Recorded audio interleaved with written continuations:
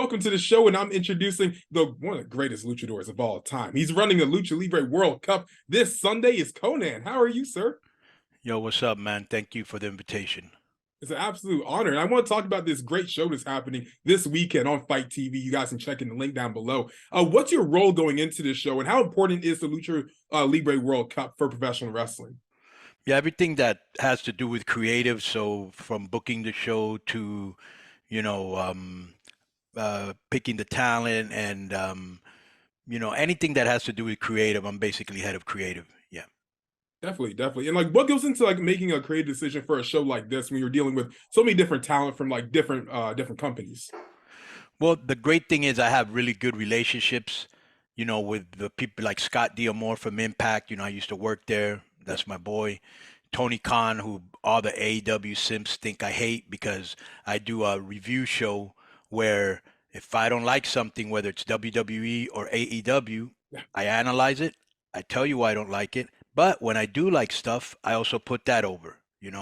But, they think I hate him or they think that, oh, he didn't hire him. Like I never asked Tony for a job. So I consider him a friend also.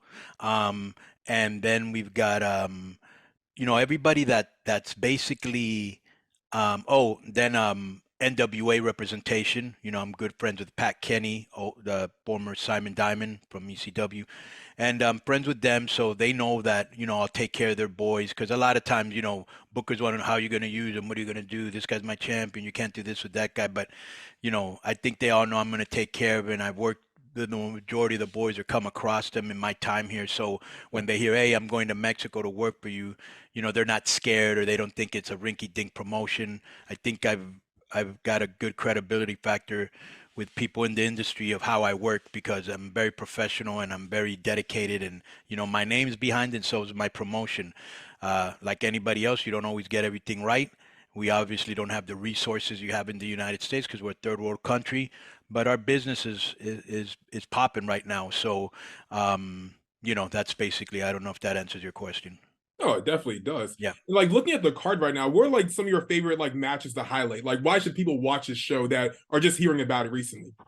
Well, the first thing is you don't, and I think fans always like to, almost like when you're watching the Avengers or Fantastic Four, whatever, and you're like, oh, wouldn't it be cool if this guy joined them or if this guy hooked up with them? And I think it's the same thing in wrestling, where like, what would it look like if this guy from the NWA was in AAA, which is a Lucha Libre promotion, or what would happen if this guy came from AEW? And we've seen that because we brought the Young Bucks in and we brought Kenny Omega in. I love working those guys as professional people as you will find in this business, and it's always a pleasure to work with people of that ilk. But what would happen if these guys met these guys? And oh, here's another guy that I forgot to mention, my good friend from Qatar, Ali Marfat, which I've been down there with ADR and Rey Mysterio, and bro, guys just gold. He just knows how to treat you and really cool people down there in Qatar or Qatar. Um, you know, First of all, you're seeing the return of ADR after a long time in AAA because he had gone to WWE. Then we've got our biggest biggest merchandise seller. His name is Psycho Clown. He's super over with the kids. Then we got Vikingo. I don't say this to be presumptuous. I just say it to make a point. Besides discovering Rey Mysterio and Phoenix and to me, the next great high flyer after Rey Mysterio is Hijo del Vikingo, and he's in this match, and I think he's going to be very soon in AEW doing something really cool. And then they're going up against Carlito, who everybody remembers from WWE's Puerto Rican, my homeboy. I'm Puerto Rican too.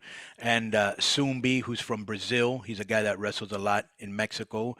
Hip Hop Man, who's a guy from Argentina. So you've got a real international flavor. Styles clash. We've got in the USA team is Johnny Caballero, who everybody knows as Johnny Morrison, Christopher Daniels from AEW, Sam Adonis, who's made a name for himself in Mexico in a short time, and they're going against a Japanese team, which this will be really good because people have never heard of them, but La Estrella, he's from Tori Human and wrestles for MLW. Nishikawa from Dragon Gate and Kukai from Tori Human. These guys are really good, and this match is going to be good. And then you've got other guys like, I'll throw some names out there that people might remember. Well, we've got Laredo Kid, who's in Impact. We've got Taurus, who's in Impact, and they're teaming up with the ultra popular, ultra charismatic Pentagon. And you've got Vampiro, who's a AAA legend, was in WCW. You got PCO from Impact, and Josh Alexander, who's an Impact World Champion, and they're representing Canada. And so they go up against a team from Europe, which is Tom Latimer, NWA, he's from England, Heidi Corral, who's from France, and Joe Henry, who I think he's from England, and he's also an Impact. So you're going to see a lot of, and then we've got girls matches too, and some of the names that you might recognize: Taya, Deanna Perrazzo, Camille, Jordan Grace, Emi Sakura, also AEW. So, there's a real good mix of different styles, different countries, different promotions. You don't see that every day, So I think that in itself, just to see something that's different, getting all these promotions together, getting all these international wrestlers together, and it's very beautiful because, I love AAA. I helped start this company 30 years ago, and to see that wrestlers want to come here, that's cool. Everybody's really hyped. Yeah, and you actually mentioned Vikingo, and I really wanted to talk about him, especially because he's such an amazing talent. And actually, AEW just announced a few hours ago that he's gonna be facing Kenny Omega next week on Dynamite. Okay, I didn't want to announce it, but they've announced. That's going to be incredible, bro. That's going to be incredible. What's the appeal of Vikingo for American fans that maybe haven't heard of him before, that really are trying to get used to knowing who's this guy? Why should we like him? What about him should we like? Right. First of all, he has a gimmick. He's a Viking. He's not just some wrestler. Right. Yeah. That's very important to me, to have a character, because what is your first name again, please? Malcolm. Malcolm. Yes. Yeah, that's right. Muscle Man Malcolm or something like that. The thing. Okay. So, my bad. No, I'm at 420 and it's only 319.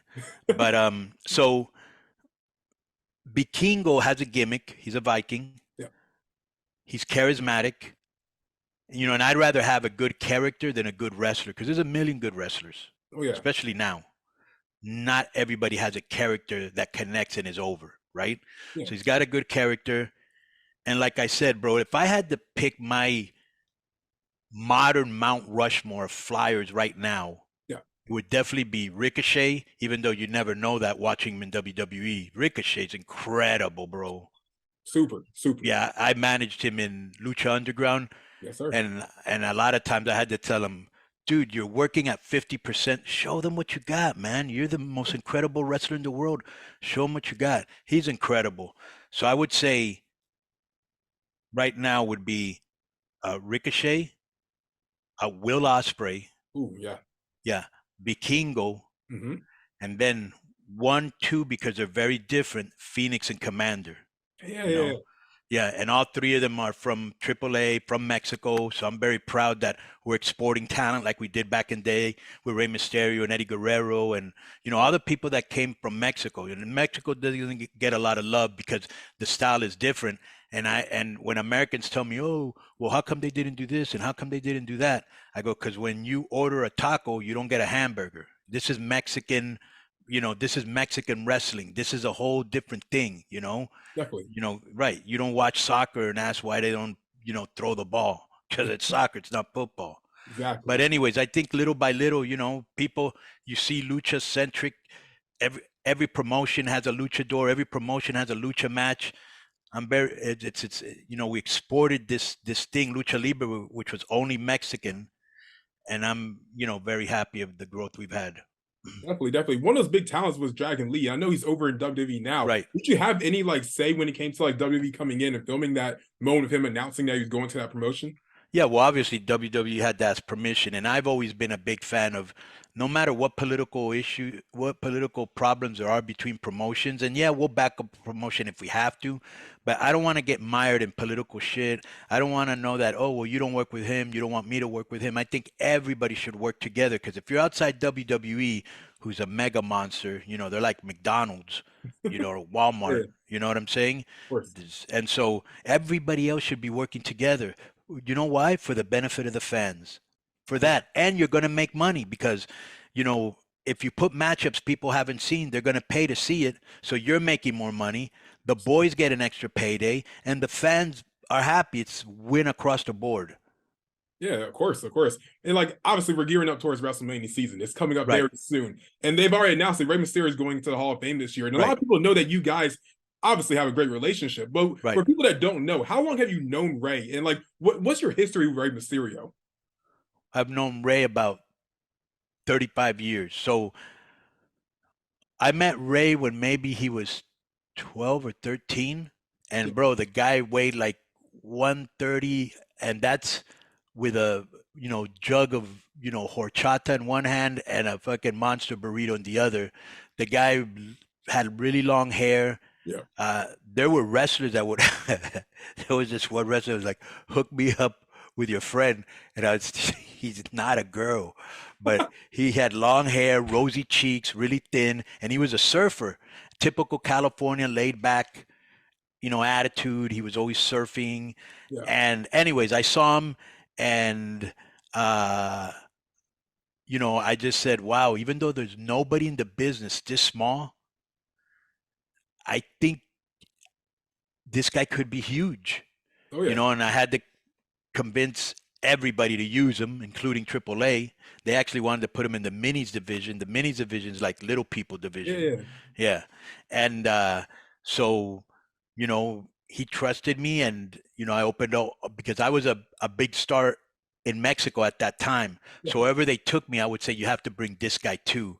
And they were like, really, dude? And I go, bro, I guarantee you'll ask for him back. How about that? Or you don't have to pay me. That's how sure I was of this guy. And bro, every time, oh my God, when can he come back? When can he do this? Oh my God, how many? And because he's revolutionized the sport, Oh yeah. Yeah, Yeah, no, Rey Mysterio is amazing. And there's so yeah, many rumors going around right now that you're the guy to induct Rey Mysterio into the Hall of Fame. Have you had in contact with WWE at all about this? right. Well, I would be very disappointed if it wasn't me, Yeah. but Ray has asked me, and so we're still like negotiating, and until they put it out there, until they officially announce it, I really can't say anything on it, but I have been contacted. Definitely, definitely. And I want Yeah, to talk about Dominic Mysterio because, like, right right. now, their feud is amazing. And Dom has been doing so well on Monday Night Raw. He's pretty much the highlight of the show each and every single week. Did you always see Dominic becoming the wrestler that he is now and really growing into the character he is without needing Rey Mysterio? No, no, no, no, no, no, no, no. Especially not as a heel because he's like Ray. You know how you meet guys that are naturally nice guys, like Yeah. they don't really have any malice and shit. Ray's like that, and Dom's like that because he raised him like that, And him and Angie, his wife, and Aaliyah's the same way, And he's my godson, bro. I love him to death, just like I love Ray. He's my little brother. I love Pentagon and Phoenix are like my sons. Taya is like my little sister. I mean, we have a real good bond. Phantasma's another guy. But anyways, uh, um, I didn't think he had this in him, bro. And I remember him going, "Oh, people always ask me what's my gimmick supposed to be. I don't. What would my character do?" This is when he was with Ray. Yeah. And he goes, "But what is my character?" And I go, "Yeah, you're right, bro. You need to break away from fucking Ray because it was cool at the beginning, but now it's like you're the, training wheels. Yeah. And whatever happened, WWE must have seen something in him to put him in with the Judgment Day with people that have more name and experience than him. And I was thinking, all right, he's gonna learn. Ray will teach him some stuff. Edge will teach him. But nah, he came out of the boxes running. That Right. whole prison dom thing got over like $1 million, and just the fact that he's being disrespectful to his dad, who's universally loved. Yeah, I'm Sure, sure. super happy, bro. If a match happens between the two of them at WrestleMania, who do you see winning? I would put Dominic over. Ray's already over. Yeah, that Sure. would get mega heat. For sure. Now, and before we wrap this up, Konnan, I want to talk about like the appeal of Lucha Libre AAA to the American audience, because Right. I feel like a lot of wrestling fans are now realizing within AEW now there's so many other wrestling companies out there, your Impact, your NWA, Ring of Honor, etc. What's the appeal of like wrestling fans from America at least watching Lucha Libre? Like, why should they watch it, and who are some of the stars that they should be watching? Because it's a different style. It's not American wrestling. Just like Japanese wrestling, it's its own entity. Just like European wrestling, it's its own entity. And so at the end of the day, it's something that's way quicker, very creative, because the luchadors are smaller in stature. And that's where high flying really bloomed, So there's a lot of high flying, a lot of guys doing really creative stuff that you don't see here. And it's a different vibe. And there's a lot of cool masks. Like, that's one of the things that attracted me to Lucha, were the masks. I was like, wow, this is cool. I get to wear one of these. And so the masks are cool.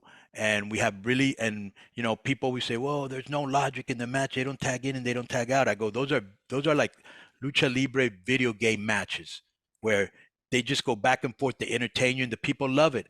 And then we have storylines, and we marinate them. We don't finish them up too fast. We let the people get involved, emotionally invested, and then we blow it off. So it's very different, and you've seen from whether it was, back in the day, whether it was Psychosis or Juventud Guerrero or Rey Mysterio or, Garza or LA Park or any of those luchadors, Super Crazy, any of those luchadors. And now you fast forward, and it's Pentagon, Phoenix, Taya. Soon you're going to see Commander and Vikingo, Laredo Kid, Taurus, Garza, Phantasma. Even Karrion Kross, even though he doesn't really do lucha, but he knows how to base for it. He was here for about 2 years, and I hooked him and Scarlett first. I was the first one to actually hook them up, then Impact, and now WWE, because they make a bomb couple, man. Yeah, they look like Hollywood stars. They really do. They look like a walking poster. Right. Yeah. So I got a lot of love for these people that I invested a lot of time in personally and professionally, and I'm so happy they're doing good. But Lucha Libre is just really exciting, really creative. You're never bored, and we have everything from some funny stuff to some high-flying stuff to some feuds where people are just, they're really invested. So it's got a little bit of everything, but it's a whole different style. Amazing. I love it. And as we wrap this up, Konnan, where can I find you on social media? Where can I listen to Keeping Up 100? Like, where can I find you all over the internet? All right. You can find me on Twitter at KONNAN 5150.